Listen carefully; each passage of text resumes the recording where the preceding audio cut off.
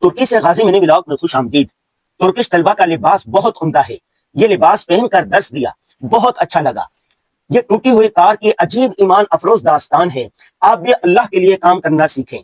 صحابی رسول حضرت ابو ایوب انصاری رضی اللہ تعالیٰ عنہ کے مزار پر جا کر حاضری دی، فاتحہ خوانی اور دعائے مغفرت کی۔ حضرت ابو ایوب انصاری مسجد میں ہی نماز مغرب پڑھی اور ذکر کی مجلس میں شرکت کی۔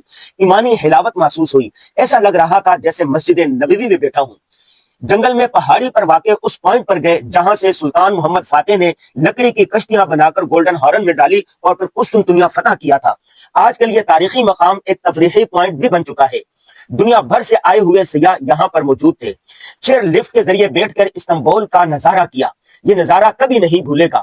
چیئر لفٹ میں بیٹھے ہوئے ترکش ایئر فورس کے اہلکار سے ملاقات ہوئی۔ جب انہیں پتا چلا کہ ہم پاکستان سے آئے تو انہوں نے پاک ایئر فورس کی بہت تعریف کی اور اس بات کا اظہار کیا کہ ہم ان کے ساتھ تصویر لیں۔ رات کا کھانا ترکش ہوٹل میں کھایا۔ یہاں ہوٹلوں کا عملہ بہت با اخلاق ہوتا ہے۔ ہوٹل میں جگہ جگہ خلافت عثمانیہ کا لوگو لگا ہوا تھا۔ پورے ترکی میں صرف ایک ہی جھنڈا جگہ جگہ نظر آتا ہے اور وہ ہے ترکیہ کا قومی پرچم۔ کسی بھی سیاسی جماعت کا کوئی ایک جھنڈا بھی ہمیں پورے استنبول میں کہیں نظر نہ آیا۔ یہ لوگ اپنے وطن سے بہت محبت کرتے ہیں۔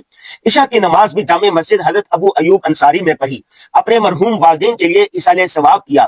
نقش پاک کی تلاش کا یہ مبارک سفر ابھی جاری ہے۔ استنبول سے اللہ حافظ۔